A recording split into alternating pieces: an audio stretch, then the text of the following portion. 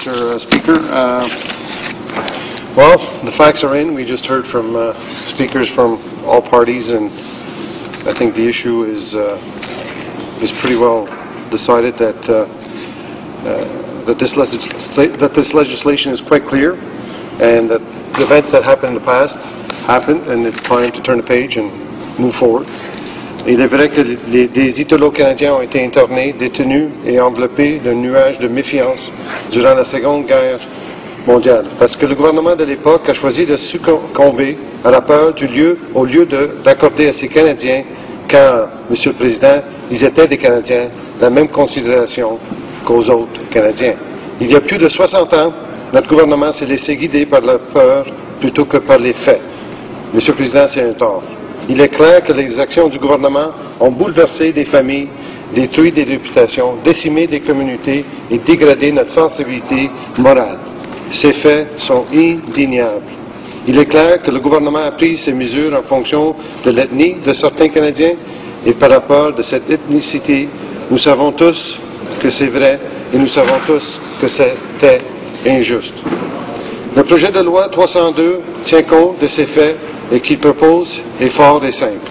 Il demande que des excuses officielles soient présentées ici, à la communauté italienne, ici, à la Chambre des communes, par le Premier ministre, Monsieur le Président. Il demande des excuses, il propose de sensibiliser les Canadiens à ce chapitre de notre histoire afin que nous ne commettions jamais plus la même erreur.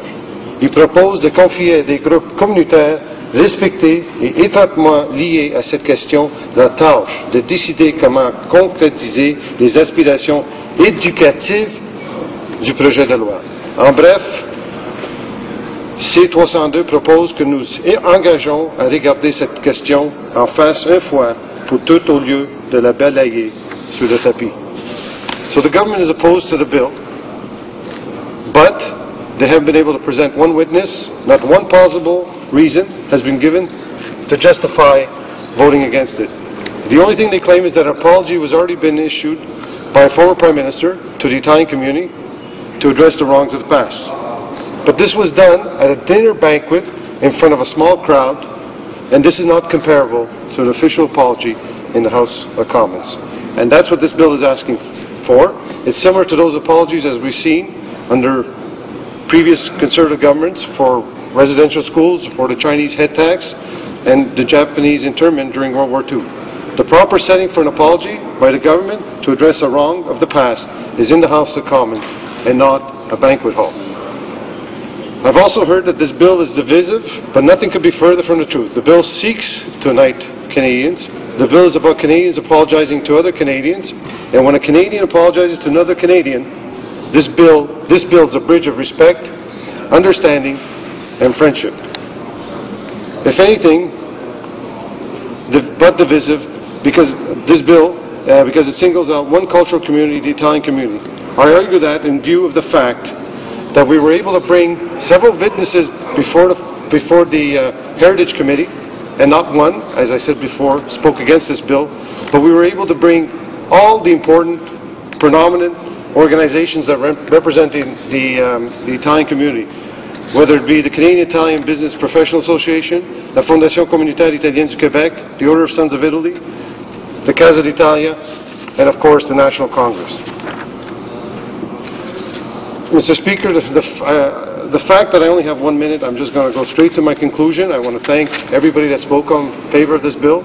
I want to thank even the member from, I think it's Longueuil, Pierre Boucher. I think he spoke more Italian than he ever has in English in this House. And I've never spoken Italian in this House, so I want to compliment him on his Italian, which was very good.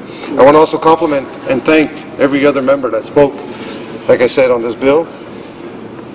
Monsieur le Président, au moment où s'achève le débat sur le projet de loi C-302, je tiens à remercier mes collègues, comme je l'avais dit en anglais déjà. Il s'agit d'une question très émotive qui est passée sous silence depuis très longtemps.